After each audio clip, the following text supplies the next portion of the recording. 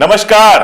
The credible history पर एक बार फिर से आपका स्वागत है। मैं अशोक कुमार पांडे हाजिर हूं एक नया फैक्ट चेक लेकर, व्हाट्सएप इंडस्ट्री का एक नया इलाज लेकर। व्हाट्सएप यूनिवर्सिटी नहीं, मैंने इंडस्ट्री कहा, क्योंकि बेसिकली वो एक ऐसी इंडस्ट्री है जिससे झूठ का लगातार उत्पादन होता रहता है। वहां एक ही चीज प्रोड्यूस होती है, झूठ।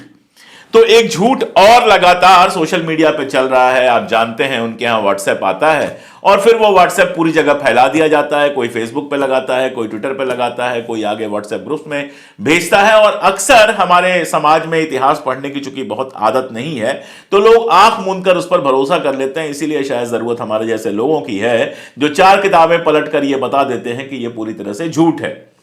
तो आरोप महात्मा गांधी पर अब यह लगाया जा रहा है कि उन्होंने नमाज पढ़ी, और जब उन्होंने नमाज पढ़ी भंगी कॉलोनी के अंदर, तो वहां एक महिला ने उनका विरोध किया और ये हुआ और वो हुआ और सब हुआ। पहली बात तो यह कि वाल्मीकि समाज की कॉलोनी में जाकर भाषण देने वाले, वहां पर प्रार्थना सभा करने वाले महात्मा गांधी अकेले थे। जिस समाज को अछूत समझा जाता था, जिस समाज के साथ कोई बैठता उठता नहीं था, उस समाज के साथ वो ठहरते थे, खाते थे, पीते थे, लोगों से बात करते थे, और वो समाज महात्मा गांधी से प्रेम करता था। तो इतनी बात तो संघी अपने झूठ में भी मान गए कि महात्मा गांधी वो काम कर रहे थे जो करने की हिम्मत सावरकर, गोलवलकर हिंदू एकता की लाख बात कर लें, लेकिन ये करने की हिम्मत उनके अंदर नहीं थी। अब आते हैं उस घटना पर। दरअसल महात्मा गांधी कोई 2000 साल पहले पैदा नहीं हुए थे कि उस घटना को कोई देखने वाला ना हो, उस घटना को कोई रिकॉर्ड करने वाला ना हो, वो घटना किसी किताब में ना आई हो।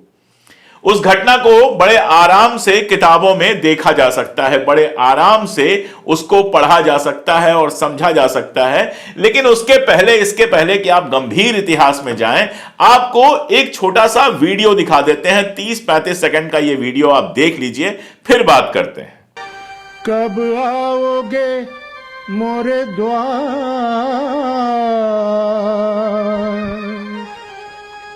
मोरे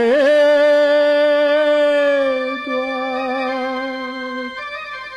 गली गली ढूंढा, गली गली ढूंढा, नहीं मिले मोहे राम, मोहे श्याम, मोहे श्याम, मुरली मनोहर कित गए मोरे श्याम, मोरे श्याम। तो देखा आपने, फारूक अब्दुल्ला, शेख अब्दुल्ला के बेटे, जम्मू कश्मीर के पूर्व मुख्यमंत्री और जाहिर तौर पे मुसलमान, आराम से भजन गा रहे हैं। और इसके लिए उनको कोई ट्रॉल नहीं कर रहा, कश्मीर में भी कोई ट्रॉल नहीं कर रहा उनको। यह भजन वायरल हुए, बहुत सारी जगहों पे आपको यह भजन मिल जाएगा। और इसके अलावा भी उनकी भजन गाते हुए तमाम सारे वीडियोस आपको मिल जाएंगे, इससे किसी को दिक्कत नहीं है। अब मैं आपको एक ऐसे गीत का नाम बताता हूं, एक ऐसे गीत की बात करता हूं जो भजन है और जिसको लिखा है शकील बदायूनी ने। शकील बदायूनी यानी मुसलमान, जिसकी धुन बनाई है नौशाद ने, नौशाद यानी मुसलमान, और जिसको गाया है मोहम्मद रफी ने, मोहम्मद रफी यानी मुसलमान, और जिसको फिल्माया गया है दिलीप कुमार के ऊपर। दिलीप कुमार यानी फिर से मुसलमान, यूसुफ खान थे वो। यानी 4 मुसलमान मिलकर हिंदी फिल्म इंडस्ट्री का यह सबसे खूबसूरत भजन, जो बैकग्राउंड में आप सुन पा रहे होंगे, यह सबसे खूबसूरत भजन 4 मुसलमानों ने मिलकर बनाया है। मोहम्मद रफी, नौशाद, शकील बदायूनी और यूसुफ खान यानी कि दिलीप कुमार। लेकिन किसी को कोई दिक्कत नहीं हुई, ना किसी हिंदू को दिक्कत हुई, ना किसी मुसलमान को दिक्कत हुई। महात्मा गांधी के बारे में कहा जा रहा है कि उन्होंने नमाज पढ़ी थी। अब मैं आपको बताता हूं कि हकीकत क्या है। हकीकत आपको 20 किताबों में मिल जाएगी। आप महात्मा गांधी का अपना जो कंप्लीट वर्क्स है, CWMG collected works of Mahatma Gandhi, वो भी पलट लेंगे तो भी मिल जाएगा। 20 जगह प्यारेलाल के यहां मिल जाएगा, 20 जगह मिल जाएगा।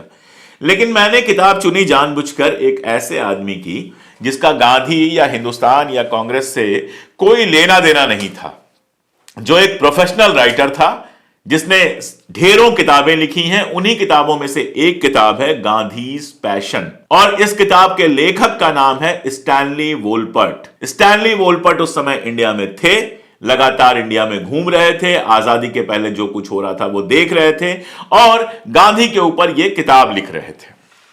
स्टैनली वोलपर्ट की किताब जो मैंने आपको बताई गांधीज पैशन, इसके पेज नंबर 232 पर जाइए, 232 पेज नंबर 232 पर उस शाम के बारे में बताते हैं आपको स्टैनली वोलपर्ट। वो कहते हैं that evening Gandhi tried to hold a prayer meeting in the garden of Valmiki Mandir where he stayed, but when Manu began recite Muslim credo, an angry young Hindu rushed up to her shouting, "You go away from here, this is a Hindu temple."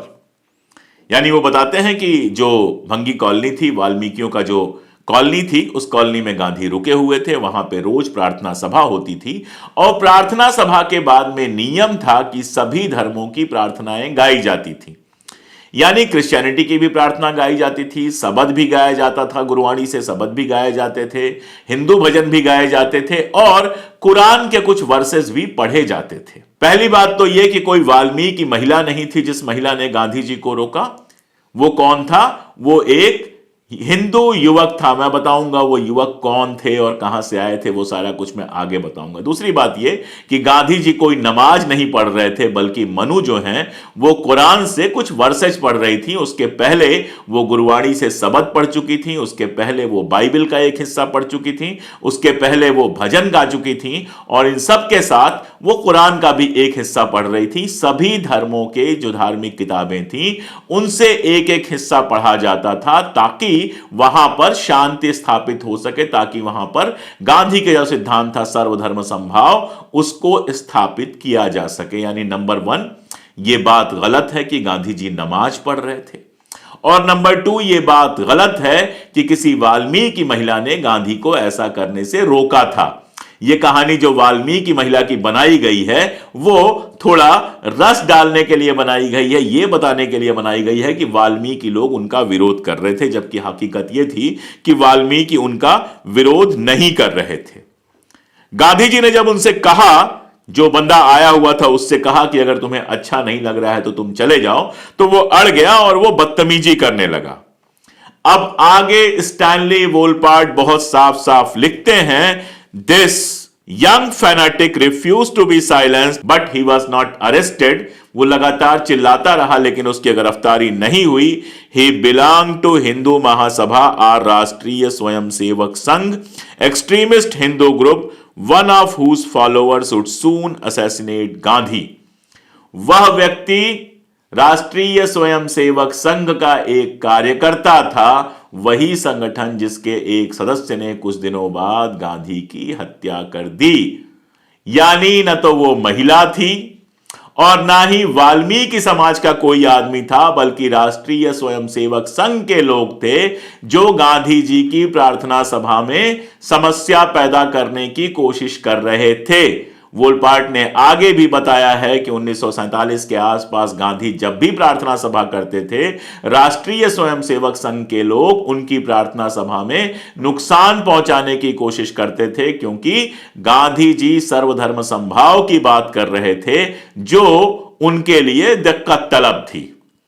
और इसका सबसे बड़ा जो climax आता है वो climax आता है जब गांधी हत्या का केस चल रहा था। आप जानते हैं आडवाणी जी ने भी अपनी किताब में लिखा है और भी जगहों पर आरएसएस जो है लगातार ये कहती रही है कि नाथूराम गोडसे का आरएसएस से कोई लेना देना नहीं है। लेकिन आप ये भी जानते हैं कि नाथूराम गोडसे का जो भाई था गोपाल गोडसे, जिसको सावरकर ने ब्रिटिश सेना में भर्ती कराया था, कब? 1942 के आसपास, जब सेकेंड वर्ल्ड वॉर चल रहा था। गांधी भारत छोड़ो आंदोलन चला रहे थे, उस समय सावरकर ने गोपाल गोडसे को भर्ती कराया अंग्रेजी सेना में। अंग्रेजी सेना से लौटकर जब गोपाल गोडसे आया तो जो उसको बंदूक मिली थी वो उसने सेना को वापस नहीं किया और नाथूराम गोडसे के कहने पर उसने उसको अपने गांव में मिट्टी में छुपा दिया। बाद में जब गांधी हत्या की योजना बनाई नाथूराम गोडसे ने, तो गोपाल से कहा कि अपनी वो बंदूक लेकर आओ।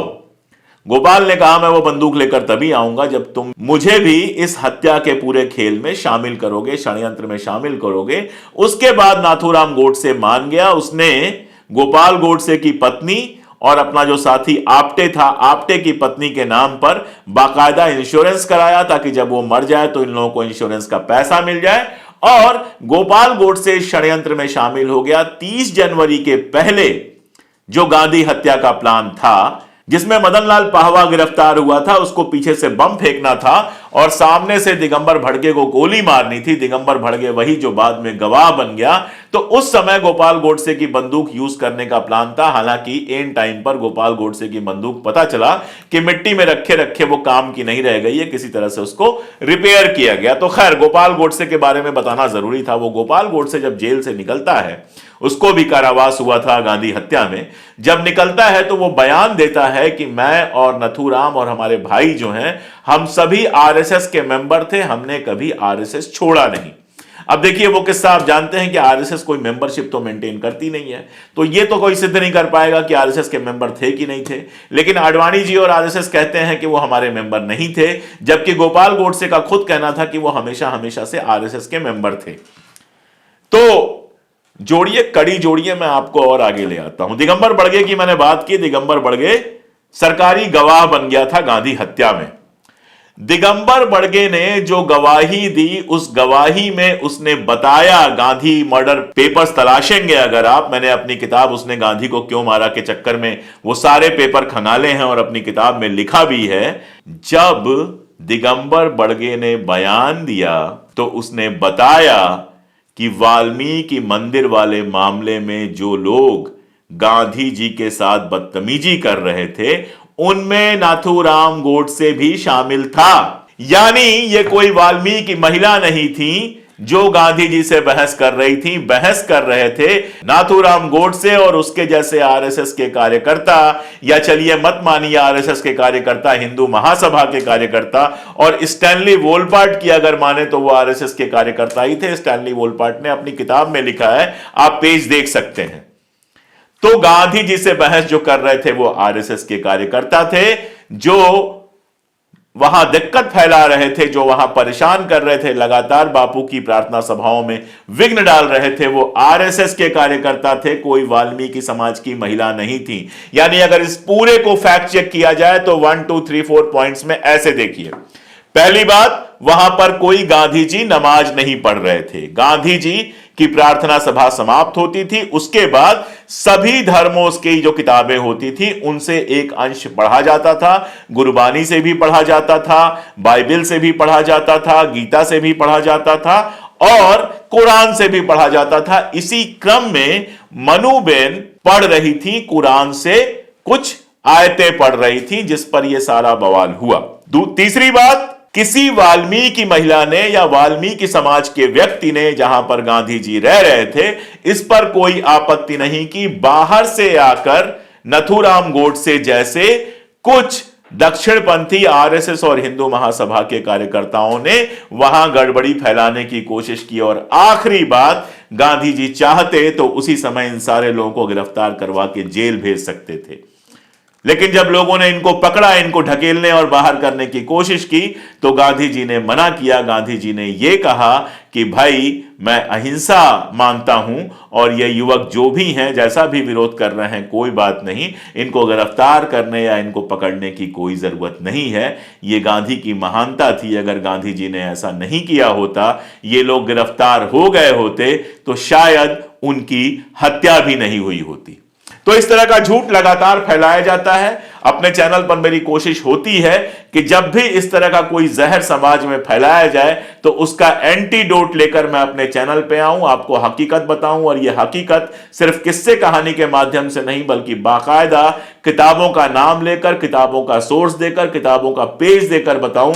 यह मेरी कोशिश लगातार जारी रहती है। जरूरी यह है कि आप भी मेरी ताकत बने। मेरे बगल में जो एक ये बार कोड चल रहा है, इसको अगर आप स्कैन करेंगे तो हमारे चैनल के मेंबर बन सकते हैं। अगर आप हमारे चैनल के मेंबर बनेंगे तो हमें वो ताकत मिलेगी जिस ताकत के साथ हम लगातार सत्ता और कैमरे की आंख में आंख डालकर वर्तमान और इतिहास के सच कह सकेंगे। आज के लिए इतना ही, बहुत शुक्रिया।